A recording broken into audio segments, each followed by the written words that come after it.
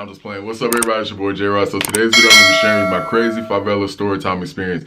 Damn, that was a lot in one sentence. All right, but yeah. So when I went to Rio de Janeiro, whatever, I went to the biggest favela in the world called Rocinha. It's spelled like rock in her, but in Portuguese it's Rocinha because the R makes the H sound. Okay, but I always want to call it rock in her for some reason. But anyways, yes, I did get to go to Rocinha. It is the biggest favela in Brazil. Definitely one of the most life-changing experiences I've had in my entire life. I would put this in my top 10. So if you do ever go to Brazil, I highly encourage you to go to the favelas because that's where you're going to get to see the real, raw Brazilian life. Alright, so just in short, real quick, what is a favela? I don't want to really give you a history lesson, but the favelas were built during the transatlantic slave trade. So when you had all these African slaves that came over to Brazil, and matter of fact, during slavery, people don't know this, but Brazil actually had the most slaves. They had more slaves than the United States. Just Rio alone contained more slaves than the entire southeastern population in the United States, which is crazy, okay? One city had more slaves than all the states in the South in the United States. But yeah, basically the slaves, they didn't have communities, so they built these favelas, which they literally look like houses stacked on top of each other, or like Legos, you know? They kind of look like a video game to me. Yeah, they built these communities because they had no shelter or nowhere to stay. So that is actually how favelas came into the picture. Now, fast forward to modern day, a lot of rural Brazilians that come into the city looking for work, they actually tend to migrate to the favelas because now these are considered lower class neighborhoods. But there is really no government presence over there. It is very self-sufficient. Some people call it like a city within a city, so they have figured out how to have their own electricity, their own water system. Now the favelas are occupied by drug lords. Yeah, they're the ones who kind of control everything now. And I'm going to explain why they have such a dominant presence a little bit later into this video.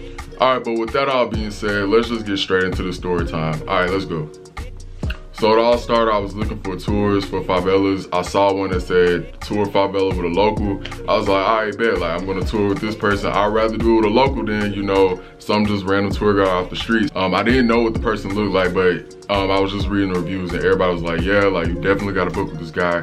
And so I ended up booking the favela. He messaged me on WhatsApp. He's like, hey, meet me at this hotel and then I'm gonna take you up to the favela. I pull up to the hotel, get out the car, and mind you, never seen this guy, don't know what he looks like. So I get out the car, I see this tall, skinny, old white man, okay? The person I imagined in my head was definitely not that. Now, due to my ignorance, I guess I had imagined it to be somebody different. I just was not expecting it to be like an old white man. I really did not think white people lived in favelas just because on TV and like on YouTube videos and stuff, I've never actually seen white people in the favela. It was always either black people or brown people. So, you know, to see this old white man, he says like he grew up there and he's from there and he's lived there his entire life for about 50 something years, you know, that definitely surprised me. So that was like kind of the first little funny thing when I saw him. All right, but anyways, we get into the van or like the little guagua, the little minibus, and we're driving up to the favela. All right, so he kind of explains how everything is gonna go. He's like, we're gonna start at the top and then we're gonna work our way down to the bottom. As we going up the mountain,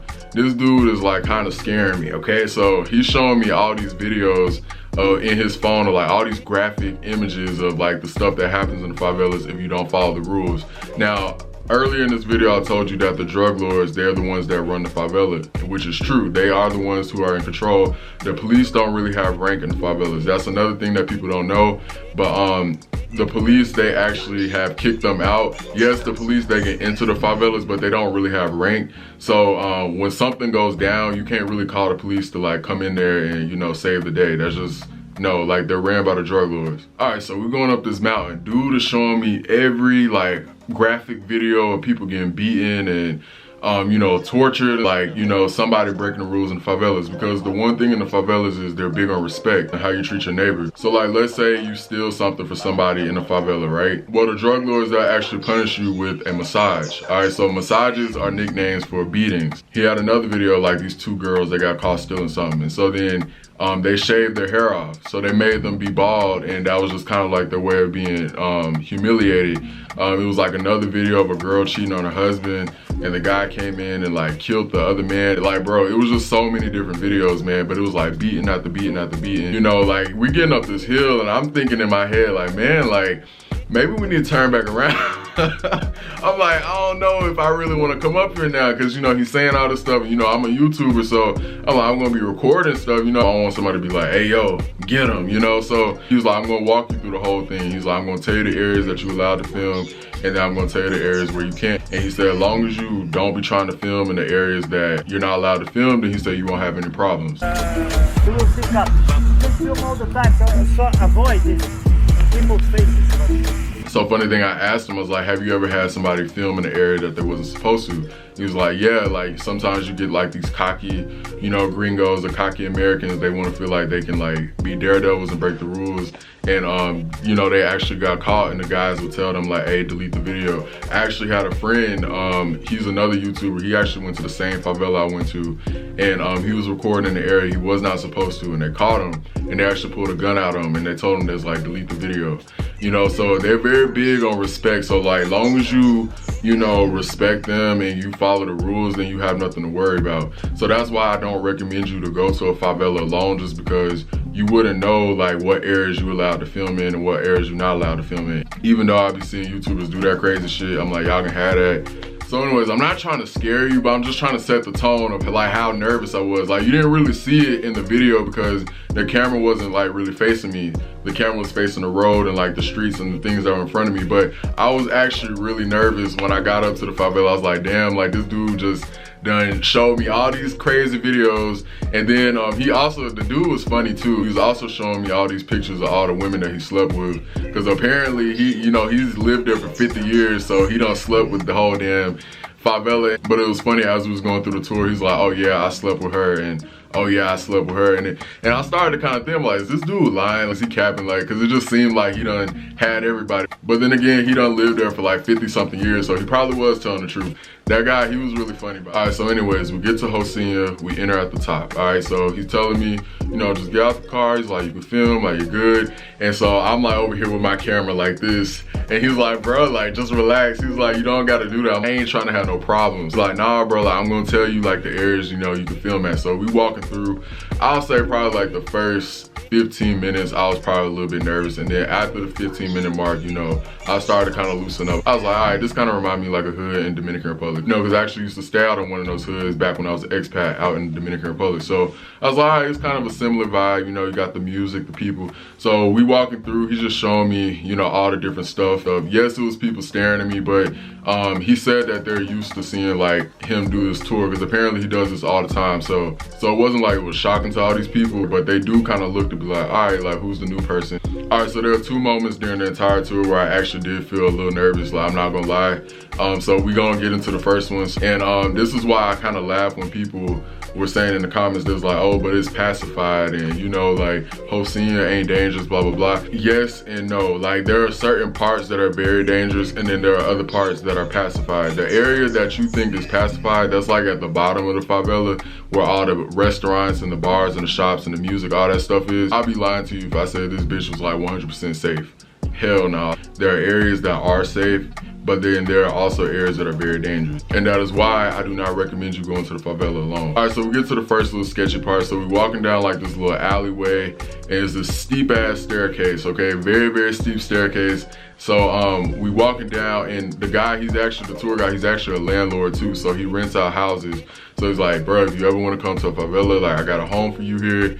And I think it's like $100 a month. He's like, you can stay in the favela here. So yeah, he was just kind of showing me like the houses that he rents out. So we got to this one area on the stairs, and he's like, all right, put your camera away. So he's like, look to the right, there's some drug lords in this room right there. So I put my camera down, put it in my pocket, and then I look to my right, and I just see like this couch, and there's like a table, and it's a bunch of dudes in like some ski masks. They sitting in front of a TV. I was like, oh shit, like, I was like, damn, like we really in this thing. But yeah, he was like, yeah, you can't record in this area. Like these people, they don't want to be seen. Cause I mean, let's be real, a lot of these people commit crimes and do stuff, so they don't want their identity shown. But you know, everything's good. We get to the bottom of the stairs.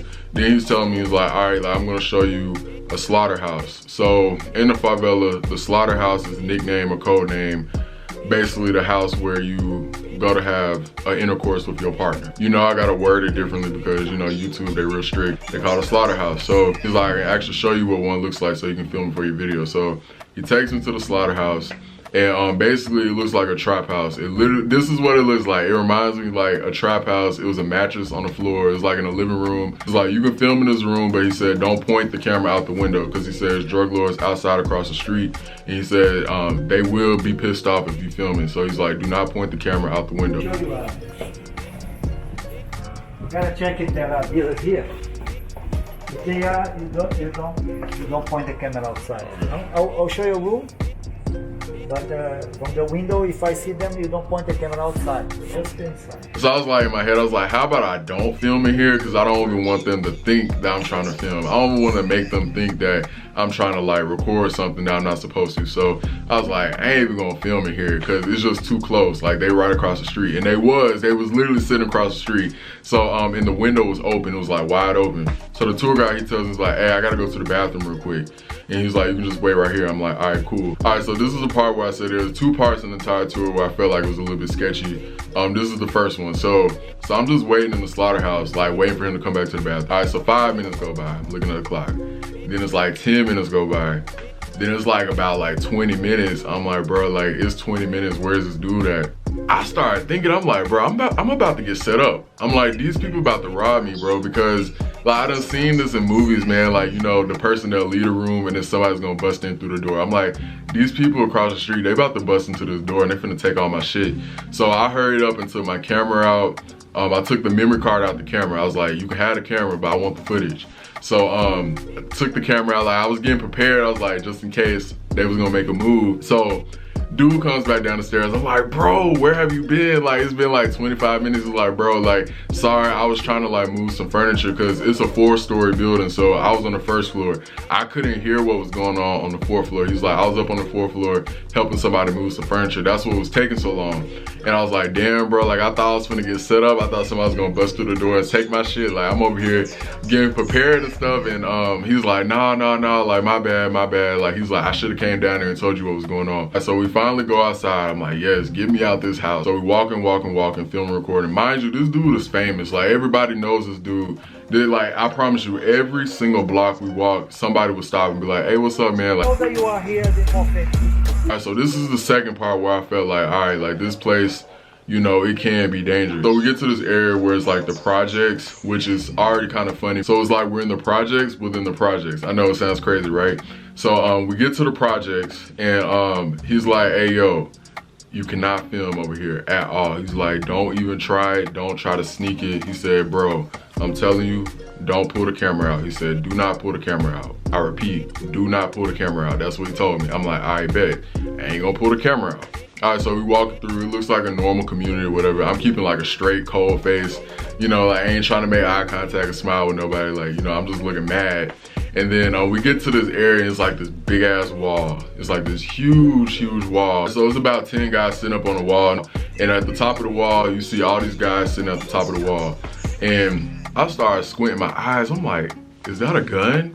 So then I see this dude, he gets off the wall, he's holding this big ass AK-47. There's like 3 guys up there that's holding guns. The guy, he hops off the wall and he has this big ass machine gun. And he's walking over towards my way, and then the guy, he introduced me to him. And he's like, hey, like, you know, this is my friend. He's from the United States. He's like, you know, I'm taking him on tour. And then the dude shook my hand. So we just started talking a little bit, and he was like telling me like, you know, welcome to Rocinha. But I'm just looking at this big ass gun. I'm like, this dude, he literally has a fucking AK-47 sitting in front of my face. I'm like, if he wanted to blow my head off, he really could right now. I think that was like a sudden realization that like, bro, like there really is nothing that you can do. Like even if somebody were to like rob you or do something, like the police can't do shit. You know, they could literally just take all my shit right now, you know, if they want to. But I'm just sitting here, I'm playing it cool. Yeah, what's up? Like, yeah, I'm from the States. You know, like, I ain't really trying to, like, do too much, you know? And so the dude was like, all right, like, let me show you around the community. And there was 2 other guys that came behind us, and they was also carrying them big-ass guns. But, like, nah, they was real chill. They was real cool, real nice people. And so, like, after we started talking, I was like, all right, I kind of loosened up. But anyways, we walking through, we sit down at this little table. I can't remember if they was playing chess or checkers. I want to say they was playing chess. Man, when I say this was probably like one of the most beautiful moments of my entire life. Like, this is why I put this in the top 10, because we were like dead center in the heart of Favela, bro. But I mean, it was no cell phones, no cameras, no nothing, man. Just like pure community and just like, you know, everyone talking to each other. Like that was just such a beautiful moment, man. And I mean, I just took it in. I mean, I was just looking around, just looking at the neighborhood and just how the people were. I was like, damn, like, you know, like I'm really in Brazil, bro. Like this is what Brazil is about. And so just to see how like the people live and just like how humble these people were, I literally remember just like being in the daze and just like looking around at the community and stuff, and I was like, man, like I'm really here, bro. Like this feels like a dream. That hands down was probably like one of the coolest experiences. It was like a really surreal moment, just sitting in the center of the favela, like the heart of the favela, you know, at the table with them playing chess, you know, just drinking a beer, talking to the locals, you know, just seeing how the people, they interact with each other without having like cell phones and technology. Like, I don't know, it just felt like I was like in a different time period. That's exactly what it felt like. It felt like I was in a different time period. But yeah, anyways, we ended up leaving the projects, and then we ended up going to his house, and he shows me his where he lives, and his brother and his sister, you know, they gave me coffee and like Brazilian candy and stuff. So that was really cool. And he showed me his shoe collections. You know, he collects like different custom shoes and stuff. So that was pretty cool experience to see like a traditional favela home, like from the inside. And then after that, he was showing me like where they would race bikes and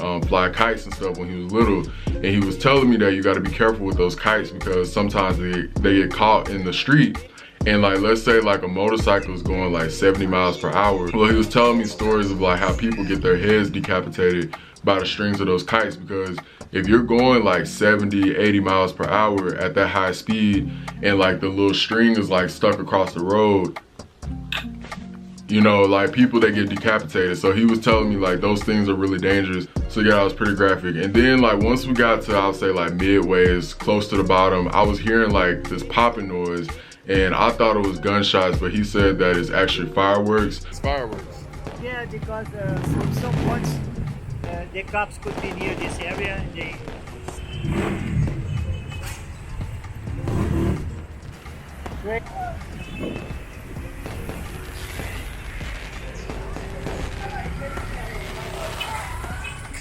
And basically what they do is they set off fireworks to drug lords. They do that to signal the other people to let them know where the police are located. So like I told you before, the police, they can enter the favela to a certain point. Basically, they're being watched the entire time. So like if a police enters, they'll set off a firework to signal to the other drug lords to let them know that, hey, we got a police on this side. Like everybody come over here.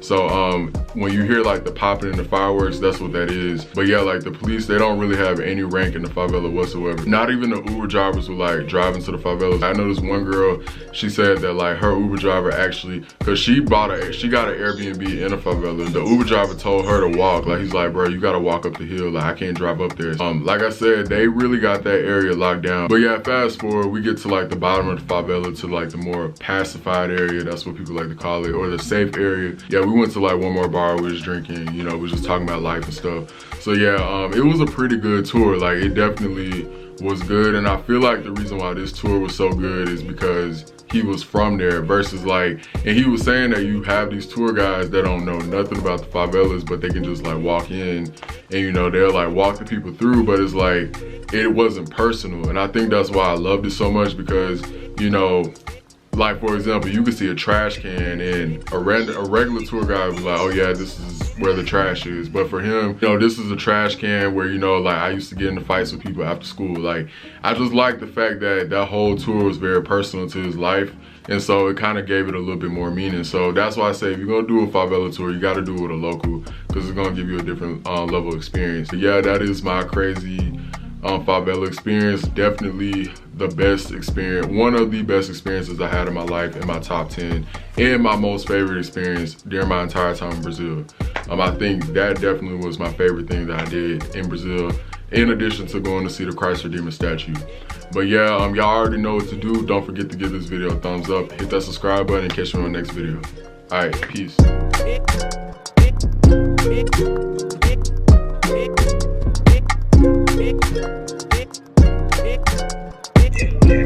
Like you,